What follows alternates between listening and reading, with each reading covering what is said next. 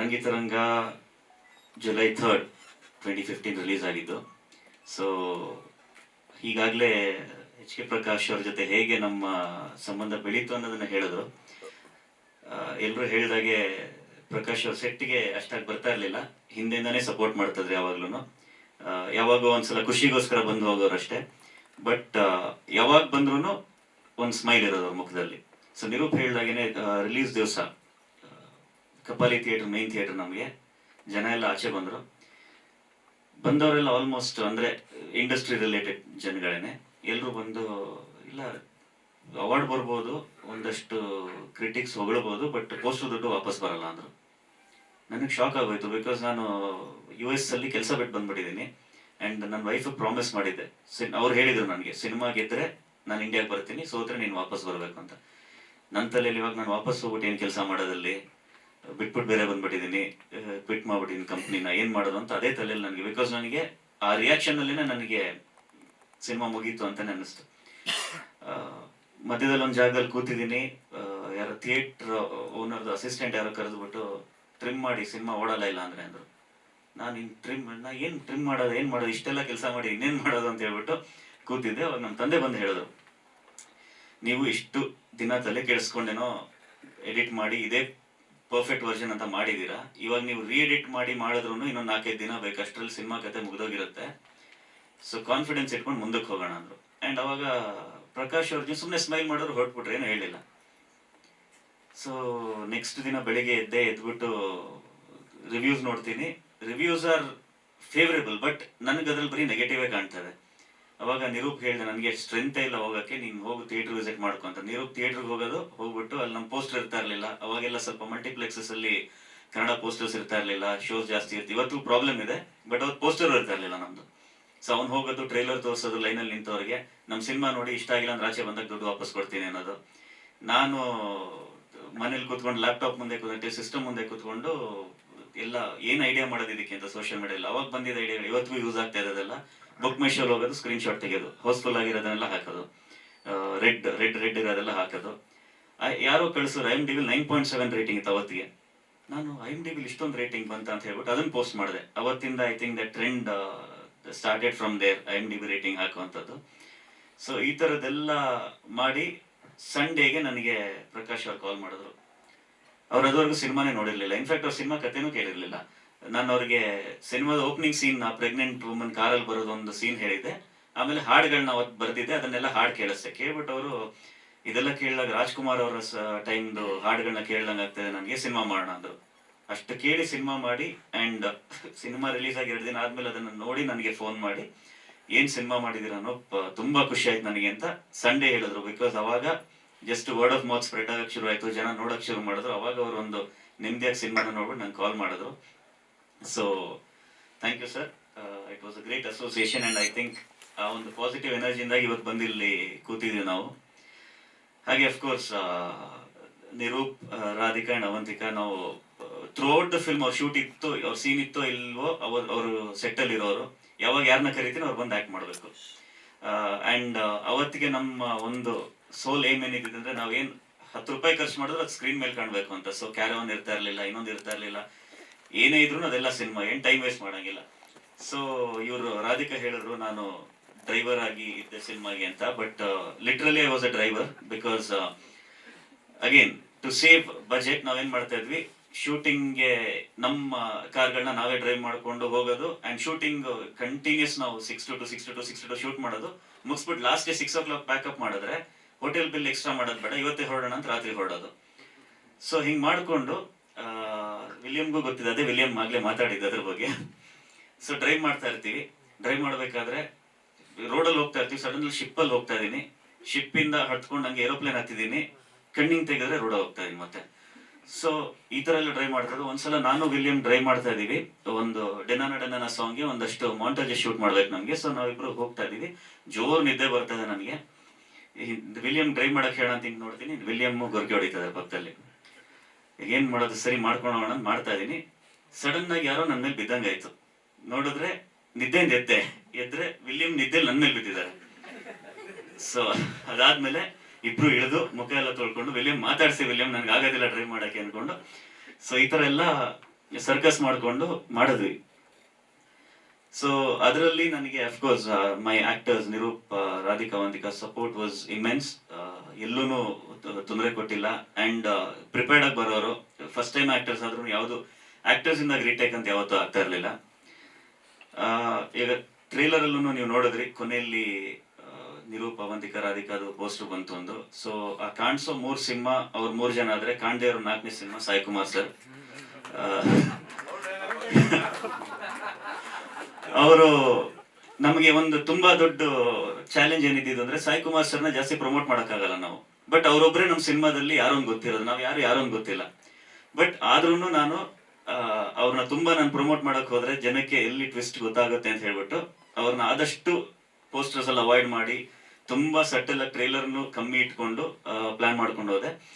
And ನನ್ನ ಲೈಫಲ್ಲಿ, ಬೇರೆಯವ್ರು ನೋಡಿರ್ಬೋದೇನೋ, ನನ್ನ ಲೈಫಲ್ಲಿ ಫಸ್ಟ್ ಟೈಮ್ ನಾನು ಒಂದು ವಿಲನ್ ಎಂಟ್ರಿಗೆ ವಿಸಿಲ್ ನೋಡಿದ್ದು ರಂಗಿತ ರಂಗದಲ್ಲಿ. ಸೊ ಎಲ್ಲ ಥಿಯೇಟರ್ ವಿಸಿಟ್ಸ್ ಮಾಡ್ತಾ ಇದ್ದ ನಾವು ಆ ಟೈಮಲ್ಲಿ. ಯೂಶಲಿ ಐದರ್ ಇಂಟರ್ವಲ್ ಪಾಯಿಂಟ್ಗೂ ಅಥವಾ ಸಿನಿಮಾ ಎಂಡಿಂಗ್ ಟೈಮ್ಗೆ ಹೋಗಿ ಅಲ್ಲಿ ಆಡಿಯನ್ಸ್ ರಿಯಾಕ್ಷನ್ ನೋಡ್ಕೊಂಡು ಅವ್ರನ್ನ ಮಾತಾಡ್ಸ್ಕೊಂಡು ಹೊರಡ್ತಾ ಇದ್ದ. ಒಂದು ಐ ಥಿಂಕ್ ಶಿವಮೊಗ್ಗದಲ್ಲಿ ನಾನು ಇನ್ನು ಸ್ವಲ್ಪ ಬೇಗ ರೀಚ್ ಆಗ್ಬಿಟ್ಟೆ. ನಮಗೆ ಟೈಮಿಂಗ್ಸ್ ರಾಂಗ್ ಕೊಟ್ಟಿದ್ರು, ಬೇಗ ರೀಚ್ ಆದಾಗ ಅಲ್ಲಿ ಪ್ರೊಜೆಕ್ಷನ್ ಮಾಡೋರೊಬ್ರು ವಯಸ್ಸಾಗಿರೋರು ಬಂದ್ಬಿಟ್ಟು, ಸರ್ ಏನ್ ಸಿನಿಮಾ ಮಾಡಿದಾರ ಸರ್, ಸೌಂಡ್ ಎಷ್ಟು ಚೆನ್ನಾಗಿದೆ ಸರ್, ನಾನು ಅಲ್ಲಿ ಕೂತ್ಕೊಂಡು ಹಾರರ್ ಸೀನ್ ಬಂದಾಗ ಜಾಸ್ತಿ ಮಾಡ್ತೀನಿ, ಬೇರೆ ಸೀನ್ ಬಂದಾಗ ಕಮ್ಮಿ ಮಾಡ್ತೀನಿ, ಅಂಡ್ ಯಾರಾದ್ರೂ ಸಾಂಗ್ ಟೈಮಲ್ಲಿ ಆಚೆ ಬರೋಕ್ ನೋಡಿದ್ರೆ ಹೋಗಿ ವಾಪಸ್ ಕಳಿಸ್ತೀನಿ ಅಂತೆಲ್ಲ ಅಂದ್ರು. ತುಂಬಾ ಖುಷಿ ಆಯ್ತು ಅಂತ ಒಬ್ರು ಸೀನಿಯರ್ ಪ್ರೊಜೆಕ್ಷನಿಸ್ಟ್ ಹತ್ರ ಹೇಳಿದ್ದು. ಸೊ ಸರ್ ಒಂದ್ಸಲ ಒಳ್ಳೆ ನೋಡಿ ಸರ್ ಅಂದ್ರು. ಹೋದೆ. ಆ ಟೈಮ್ ನಾನು ಹೋಗೋ ಟೈಮ್ ಕರೆಕ್ಟ್ ಆಗಿ ಸಾಯಿ ಕುಮಾರ್ ಸರ್ದು ಟ್ರಾನ್ಸ್ಫಾರ್ಮೇಶನ್ ಸೀನ್ ಅವರು ಚಕ್ ಅಂತ ಹಿಂಗೆ ಸ್ಟಾರ್ಟ್ ಆಗ್ತದೆ.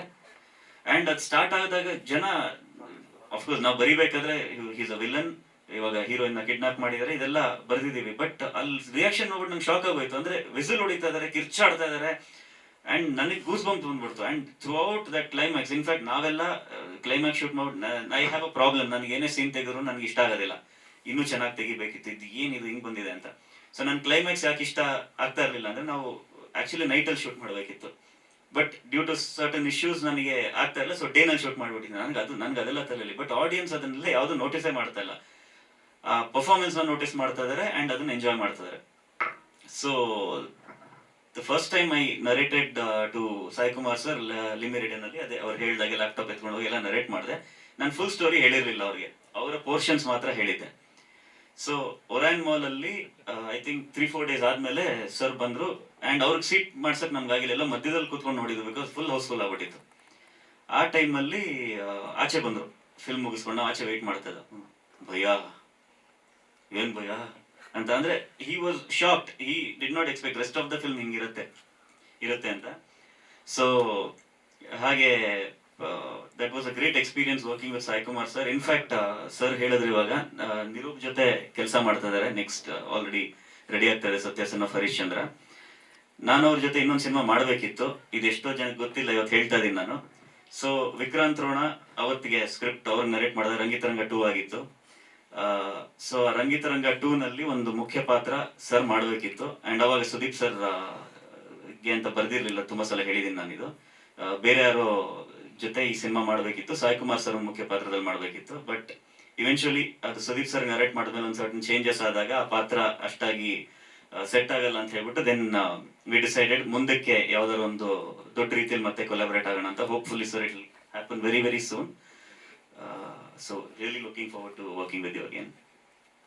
ಹಾಗೆ ಅಫ್ಕೋರ್ಸ್ ನಮ್ಮ ತಂದೆ ಸುಧಾಕರ್ ಭಂಡಾರಿ ಅವರು, ಅವ್ರಿಗೆ ನನ್ನ ಕೆಲಸ ಬಿಟ್ಟಿದ್ದು ಗೊತ್ತಿರಲಿಲ್ಲ, ಇದು ನಮ್ಮ ಮಾಧ್ಯಮದವರಿಂದಾಗಿ ಗೊತ್ತಾಗಿದ್ದು ಅವ್ರಿಗೆ. ಸೊ ಒಂದು ಇಂಟರ್ವ್ಯೂ ಕೊಟ್ಟೆ ನಾನು ಒಂದು ಇಂಗ್ಲಿಷ್ ಮ್ಯಾಗಝಿನ್ಗೆ, ಇದಕ್ಕೆ ನ್ಯೂಸ್ ಪೇಪರ್ಗೆ. ಅವರು ಎಲ್ಲ ಮಾತಾಡೋದ್ರೆಲ್ಲ ಆಯ್ತು ಆಗಿ ಕೊನೆಗೆ ಕಟ್ ಮಾಡಿ ಒಂದು 10 ನಿಮಿಷ ಆದ್ಮೇಲೆ ಮತ್ತೆ ಫೋನ್ ಮಾಡ್ಬಿಟ್ಟು, ನೀವಿನ್ನೂ ಕೆಲಸ ಮಾಡ್ತಾ ಇದ್ದೀರಾ ಬಿಟ್ಟಿದ್ದೀರಾ ಅಂತ ಕೇಳಿದ್ರು. ನಾನು ಕ್ಯಾಶುವಲ್ ಆಗಿ ಕೇಳ್ತಾರೆ ಅಂತ ಹೇಳ್ಬಿಟ್ಟು ಇವಾಗ ಕೆಲಸ ಬಿಟ್ಬಿಟ್ಟಿದ್ದೀನಿ ಅಂದೆ. ಸೊ ನಾನು ಮನೇಲಿ ಹೇಳಿದ್ದು ಸಬ್ಯಾಟಿಕಲ್ ತಗೊಂಡಿದ್ದೀನಿ, ಮತ್ತೆ ಸಿನಿಮಾ ಆದ್ಮೇಲೆ ವಾಪಸ್ ಹೋಗಿ ಜಾಯ್ನ್ ಆಗ್ತೀನಿ ಅಂತ. ಸೊ ನೆಕ್ಸ್ಟ್ ಡೇ ಹೆಡ್ಲೈನ್ ಬಂತು, techie quits job to make movie ಅಂತ. ನನ್ನ ಫೋಟೋ ದೊಡ್ಡದಾಗಿ. ನಮ್ಮ ತಂದೆ ಫೋನ್ ಮಾಡಿ, ಏನ್ ತಲೆ ಕೆಟ್ಟಿದೆ ನಿನ್ಗೆ, ಕೆಲಸ ಆಗ್ಬಿಟ್ಟಿದ್ಯಾ ಅಂತ. ನಾನು ಇಲ್ಲ ಅವ್ರಿಗೆ ಸುಮ್ಮನೆ ಹೇಳಿದ್, ನಾನು ಆಕ್ಚುಲಿ ಬಿಟ್ಟಿಲ್ಲ, ಅವ್ರ ಕೆಲಸ ಮಾಡ್ಕೊಂಡೆ ಸಿನಿಮಾ ಮಾಡ್ತೇನೆ ಅಂದ್ರೆ ನನ್ ವ್ಯಾಲ್ಯೂ ಕಮ್ಮಿ ಆಗುತ್ತಲ್ಲ, ಅದಕ್ಕೆ ಹೇಳಿದೆ ಅಂತ. ಸೊ ಲಕ್ಕಿಲಿ ಸಿನಿಮಾ ಚೆನ್ನಾಗಾಯ್ತು. ಸೊ ಖುಷಿಯಾಗಿದ್ದಾರೆ ಇವತ್ತು. ಕೆಲಸ ಬಿಟ್ಟಿದ್ probably was the best thing ಅಂತ ಅನ್ಸುತ್ತೆ. ಹಾಗೆ ಅಫ್ಕೋರ್ಸ್ ವಿಲಿಯಂ ಬಗ್ಗೆ ಹೇಳಿದೆ. ಇವತ್ತಿಗೂ ನಾನು ರಂಗಿತರಂಗ ಹೇಳಿ ಇವತ್ತುವರೆಗೂ is my main man.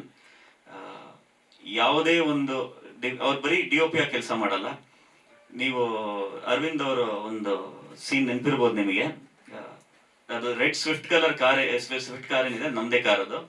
So ಅದನ್ನ ಅರ್ಧ ಹಾಳು ಮಾಡಿದ್ ವಿಲಿಯಮ್ಮೆ. ಅವರು ಒಂದು ಸೀನ್ ಇದೆ, ಅದರಲ್ಲಿ ಇನ್ಸ್ಪೆಕ್ಟರ್ ಚೇಸ್ ಮಾಡ್ಕೊಂಡ್ ಬರ್ತಾರೆ ಜೀಪ್ ಅಲ್ಲಿ. ಕಾರ್ ಹಿಂಗ್ ಬರುತ್ತೆ, ಅದ್ರ ಮುಂದೆ ಸ್ಕಿಡ್ ಆಗಿ ಹೋಗಿ ಜೀಪ್ ನಿಲ್ಲಿಸ್ಬೇಕು. ಯಾರೋ ಒಬ್ರಿಗೆ ಹೇಳ್ದು ಅವ್ರು ಸರಿಯಾಗಿ ಮಾಡ್ತಾ ಇಲ್ಲ. ವಿಲಿಯಂ ನಾನ್ ಮಾಡ್ತೀನಿ ಬನ್ನಿ ಅಂತ ಹೇಳ್ಬಿಟ್ಟು ಹತ್ಕೊಂಡ್ರು. ಹತ್ಬಿಟ್ಟು ಇವತ್ತಿಗೂ ನೋಡಿ ಆ ಸೀನ್ ನ ರಿಲೀಸ್ ಆದಾಗ ವಿಲಿಯಂ ಜೀಪ್ ಡ್ರೈವ್ ಮಾಡ್ತಿದ್ದಾರೆ, ಅರವಿಂದ್ ಅವ್ರ ಪಕ್ಕ ಕೂತಿದ್ದಾರೆ. ಸೊ ಸೀನ್ ಇದ್ದಿದ್ದು ಹಿಂಗ್ ಸ್ಕಿಡ್ ಮಾಡ್ಕೊಂಡ್ ಬರ್ತಾರೆ. ಅರವಿಂದ್ ಅವರು ಡೋರ್ ಓಪನ್ ಮಾಡಿ ಇಳಿದು ಬಂದು ಕಾರ್ ಹತ್ರ ಬರಬೇಕು, ಅಲ್ಲ ಒಂದಿಗ ಡ್ರೈವ್ ಮಾಡ್ತಾ ಇರ್ತಾರೆ. ಸೊ ಆಕ್ಷನ್ ಹೇಳಿದೆ, ಕಾರ್ ಬಂತು, ಸ್ಕಿಡ್ ಆಯ್ತು. ಅರವಿಂದ್ ಅವರು ಡೋರ್ ಓಪನ್ ಮಾಡಿ ಇಳಿಬೇಕು ಅಂತಾನೆ ಇರ್ಲಿಲ್ಲ, ವಿಲಿಯಂ ಇಳಿಸ್ಬಿಟ್ರು. ಆ ಸ್ಪೀಡಲ್ಲಿ ಸ್ಕಿಡ್ ಮಾಡಿದಕ್ಕೆ ಹಾರ್ಕೊಂಡು ಆಚೆ ಬಂದ್ಬಿಟ್ರು. ಬಟ್ ಅರವಿಂದ್ ಅವ್ರ ಕ್ರೆಡಿಟ್ ಕೊಡ್ಬೇಕು ನಾನು, ಯಾಕಂದ್ರೆ ಹಂಗೆ ಕಂಟಿನ್ಯೂ ಮಾಡಿದ್ರು. ಮಾಡ್ಬಿಟ್ಟು ಸೀದಾ ಸೀನ್ ನ ತೆಗೆದ್ಬಿಟ್ರು. ಬಿಕಾಸ್ ನಮ್ಗೆ ಟೈಮು ಇರ್ಲಿಲ್ಲ. ಅವ್ರೇನಾದ್ರು ಅಲ್ಲಿ ಸ್ವಲ್ಪ ಯಾಮಾರಿದ್ರು ನಮ್ಗೆ ಶಾರ್ಟ್ ತೆಗಿಯಕ್ ಆಗ್ತಾ ಇರ್ಲಿಲ್ಲ. ಅಂಡ್ ನನ್ನ ಕಾರು ಆ ಶಾರ್ಟ್ ಅಲ್ಲಿ ಗೊತ್ತಾಗಲ್ಲ, ಬಟ್ ಜೀಪ್ ಇಂದ ಇಷ್ಟರಲ್ಲಿ ಮಿಸ್ ಆಗಿದ್ದು. ಸೊ ಅದಾದ್ಮೇಲೆ ನಾನು ಇವತ್ತುವರೆಗೂ ವಿಲಿಯಂ ಡ್ರೈವ್ ಮಾಡಿದ್ರೆ ಕೂತ್ಕೊಳ್ಳೋದಿಲ್ಲ. ಬಿಕಾಸ್ ಅವರು ಬೆಂಗಳೂರಿಂದ ಮಂಗಳೂರು ಹೋಗಿ ಅಂದ್ರೆ 4 ಗಂಟೆಲಿ ಕರ್ಕೊಂಡು ಹೋಗ್ತಾರೆ ಅವರು. So that was one amazing experience, lot of amazing experiences William ಜೊತೆ ಆಕ್ಚುಲಿ. ಅಂಡ್ ವೇಲು ಸರ್, ಮೊದಲನೇದಾಗಿ ನಾನು ಥ್ಯಾಂಕ್ಸ್ ಹೇಳ್ಬೇಕು ನಿಮಗೆ. ಯಾಕಂದ್ರೆ ನಾವು ನಿಮಗೆ ಆಡಿಯೋ ಬಂದ್ಬಿಟ್ಟು ಕೇಳಿಸ್ದಾಗ ಅವತ್ತಿಗೆ ಅಗೇನ್ ರಿಸೋರ್ಸಸ್ ಎಲ್ಲ ಕಮ್ಮಿ ಇದ್ದಿದ್ರಿಂದ ನೀವು ಬಂದು ಸಾಂಗ್ಸ್ ಎಲ್ಲ ಕೇಳಿದ್ರಿ. ಪ್ರಾಬ್ಲಿ ನೀವು ನೋಡಿದಾಗ ಅಲ್ಲಿ ಅನ್ಸಿರ್ಬೋದು ನಿಮ್ಗೆ, ಸಂಗೀತ ಅನೂಪ್ ಭಂಡಾರಿ, ಸಾಹಿತ್ಯ ಅನೂಪ್ ಭಂಡಾರಿ, ಹಾಡಿರೋದನ್ನು ಕೆಲವು ಅನೂಪ್ ಭಂಡಾರಿನೇ. ಸೊ ಅಷ್ಟಿದ್ದೂ ಐ ಥಿಂಕ್ ಒಂದು ವಿಜಯ್ ಪ್ರಕಾಶ್ ಅವ್ರು ಬಿಟ್ಟರೆ ಅದ್ರಲ್ಲಿ ಯಾರು ದೊಡ್ಡ ಸಿಂಗರ್ಸ್ ಅಂತಾನಿರಲ್ಲ, ಒಂದು ಹಾಡು ಹಾಡಿದ್ರು ವಿಜಯ್ ಪ್ರಕಾಶ್ ಅವರು. ಡಿಸ್ಪೈಟ್ ದಟ್ ಆ ಸಾಂಗ್ಸ್ ನ ಅಪ್ರಿಶಿಯೇಟ್ ಮಾಡಿ ನಿಮ್ಮ ಲಹರಿ ಆಡಿಯೋ ಕಂಪನಿ ಮೂಲಕ ಅದನ್ನ ಬಿಡುಗಡೆ ಮಾಡಿ. ನಾನು ಅವತ್ತು ಹೇಳಿದ್ದೆ, ನಾನು ಇನ್ನೂ ನೆನಪಿದೆ, ಫಸ್ಟ್ ಆಡಿಯೋ ರಿಲೀಸ್ ದಿವಸ ನನಗೂ ಲಹರಿ ಸಂಸ್ಥೆಗೂ ತುಂಬಾ ವರ್ಷಗಳ ನಂಟು. ವೇಲು ಸರ್ ಗೊತ್ತಿಲ್ಲ ಅಷ್ಟೇ ಅಂತ, ಯಾಕಂದ್ರೆ ನಮ್ಮಲ್ಲಿ ಪ್ರೇಮಲೋಕದ ಒಂದು ಕ್ಯಾಸೆಟ್ ಇರ್ತಾ ಇತ್ತು. ಅದರಲ್ಲಿ ಜೂ ಚಾಲರ್ ಒಂದು ಆಪಲ್ ಶೇಪ್ ಒಳಗಡೆ. ಸೊ ಅವಾಗಿಂದ ನಮ್ಗೆ ಲಹರಿ ಅಂದ್ರೆ ಹಂಸಲೇಖ ರವಿಚಂದ್ರನ್ ಅವರ ಸಿನಿಮಾಗಳು ಅಂದ್ರೆ ಲಹರಿಲಿ ಬರೋದದು. ಸೊ ಆ ಲಹರಿ ಆಡಿಯೋ ಕ್ಯಾಸೆಟ್ಸ್ ಒಂದು ಕಲೆಕ್ಷನ್ ಇತ್ತು ನಮ್ಮ ಹತ್ರ. All Ravi sir, Hamsalekha sir ಅವ್ರ ಸಾಂಗ್ಸ್ ಎಲ್ಲ ಇರ್ತಾ ಇತ್ತು. ಸೊ ಅದೇ ಸಂಸ್ಥೆಯಲ್ಲಿ ನಮ್ಮ ಹಾಡುಗಳು ಬಿಡುಗಡೆ ಆಗಿದ್ದು ನಮ್ಗೆ ಹೆಮ್ಮೆ. ಇವತ್ತಿಗೂ I think millions of views ಆಗಿದೆ ಅದರಲ್ಲಿ. And so thank you so much sir. ಹಾಗೆ ಹೇಮಂತ್ ಅವರಿದ್ದಾರೆ. ಹೇಮಂತ್ ಅವರೇ, ನಿಮ್ಗೆ ನೆನಪಿದೆಯಾ ಗೊತ್ತಿಲ್ಲ. ಸೊ ಆ ಟೈಮಲ್ಲಿ ಮಲ್ಟಿಪ್ಲೆಕ್ಸಸ್ ಜೊತೆ ನನಗೆ ದಿನ ಜಗಳ, ಶೋ ಕೊಡ್ತಾ ಇಲ್ಲ ಅಂತ ಹೇಳ್ಬಿಟ್ಟು. ಸೊ ಸ್ಟ್ಯಾಂಡಿಗೆ ಹಾಕ್ತಾ ಇಲ್ಲ, ಶೋ ಕೊಡ್ತಾ ಇಲ್ಲ ಅಂತ. ಸೊ ಯಾವ್ದೋ ಒಂದು PVR ಹೋದೆ, ಅಲ್ಲಿ ಸ್ಟ್ಯಾಂಡಿಗೆ ಕೊಟ್ಟಿದೀವಿ, ಹಾಕಿಲ್ಲ. ಅವ್ರ ಹತ್ರ ಜಗಳ ಆಡೋಕೆ ಶುರು ಮಾಡಿದ್ರು. ಸರ್ ನಮ್ಮ ಮ್ಯಾನೇಜರ್ ಹತ್ರ ಮಾತಾಡಿ ಅಂತ. ನನ್ಗೆ ಅವಾಗ ಹೇಮಂತ್ ಅವ್ರು ಯಾರು ಅಂತ ಗೊತ್ತಿರ್ಲಿಲ್ಲ. ಸೊ ಹೇಮಂತ್ ಅವ್ರು ಕೊಟ್ರು. ನಾನು ಫುಲ್ ಕಿರ್ಚಾಡ್ತಾ ಇದ್ದೀನಿ. ಅವತ್ತಿಗೆ ಸ್ವಲ್ಪ, ಇವತ್ತು ಸ್ವಲ್ಪ ಇನ್ನೂ ಸಾಫ್ಟ್ ಆಗಿದ್ದೀನಿ, ಮುಂಚೆಗಿಂತನೂ ತುಂಬಾ ಸಾಫ್ಟ್ ಆಗಿದ್ದೀನಿ. ಅವತ್ತು ಸ್ವಲ್ಪ ಏನಾದ್ರು ಒಂದ್ ಸ್ವಲ್ಪ ಕೋಪ ಸ್ವಲ್ಪ ಬರೋದು ಅವಾಗ. ಸೊ ಯಾಕೆ ನೀವು ಆಗ್ತಲ್ಲ, ಏನು ಅದು ಇದು ಅಂತ ಅವ್ರ ಪಾಪ ಎಕ್ಸ್ಪ್ಲೈನ್ ಮಾಡಕ್ ನೋಡ್ತಿದ್ರೆ ನಾನು ಕಿರ್ಚಾಡ್ತಾ ಇದ್ದೀನಿ. ನನ್ಗೆ ಯಾರು ಅಂತ ಗೊತ್ತಿಲ್ಲ, ನನ್ಗೆ ಗೊತ್ತಿತ್ತೋ ಗೊತ್ತಿಲ್ವೋ. ಅದಾದ್ಮೇಲೆ ನನಗೆ ಗೊತ್ತಾಯ್ತು, ಪಾಪ ಅವ್ರ ಬ್ಯಾಕ್ ಗ್ರೌಂಡ್ ಅಲ್ಲಿ ತುಂಬಾ ಸಪೋರ್ಟ್ ಮಾಡ್ತಾ ಇದ್ರು. ಅಂಡ್ ಅದಾದ್ಮೇಲೂ ಎಲ್ಲ I think most of the multiplexes 365 days, 175 days, 200 days ಎಲ್ಲ ಓಡ್ತು. ಸೊ ತುಂಬಾನೇ ಸಪೋರ್ಟ್ ಮಾಡಿದ್ರು ಅವಾಗ. ಸೊ ಥ್ಯಾಂಕ್ ಯು ಹೇಮಂತ್ ಅವರೇ, ನಿಮ್ಮ ಸಪೋರ್ಟ್ ಇಂದಾಗಿ ನಮಗೆ ಶೋಸ್ ಜಾಸ್ತಿ ಆಗಕ್ಕೆ ಕಾರಣ ಆಗಿದ್ದು. ಅಂಡ್ ಸಕ್ಸಸ್ಫುಲ್ಲಿ ಎಲ್ಲ ಕಡೆ ಓಡಕ್ಕೂ ಕಾರಣ ಆಯ್ತದು. ಸೊ ಇಷ್ಟು ಹೇಳಿ, ತುಂಬಾ ಹೊತ್ತು ನಮ್ಮ ಮಾತುಗಳನ್ನ ಕೇಳಿದ್ರಿ. ಜುಲೈ 4ಕ್ಕೆ ಮತ್ತೆ ರಿಲೀಸ್ ಆಗ್ತಾ ಇದೆ ರಂಗಿತರಂಗ. ಎಲ್ಲರೂ ದಯವಿಟ್ಟು ಥಿಯೇಟರ್ಗೆ ಬಂದು ಮತ್ತೆ ನೋಡಿ. ಇವಾಗ ಪ್ರಕಾಶ್ ಅವ್ರು ಹೇಳಿದಾಗೇನೆ ಆಲ್ಮೋಸ್ಟ್ 10 ವರ್ಷ ಹಿಂದೆ ರಿಲೀಸ್ ಆಗಿದ್ರಿಂದ ಅವಾಗ ಇನ್ನೂ ಚಡ್ಡಿ ಹಾಕೊಳ್ತಾ ಇದ್ದ ಮಕ್ಕಳೆಲ್ಲ ಇವತ್ತಿಗೆ ಟಿಕೆಟ್ ತಗೊಂಡು ಸಿನಿಮಾ ನೋಡೋ ವಯಸ್ಸಿಗೆ ಬಂದಿರ್ತಾರೆ. ಸೊ ಎಲ್ಲರೂ ಬನ್ನಿ, ಸಿನಿಮಾನ ನೋಡಿ ಮತ್ತೆ ಎಂಜಾಯ್ ಮಾಡೋಣ. ನಾವು ಆದಷ್ಟು ಥಿಯೇಟರ್ ವಿಸಿಟ್ ಮಾಡಕ್ಕೆ ಟ್ರೈ ಮಾಡ್ತೀವಿ. So thank you once again. Thank you everyone.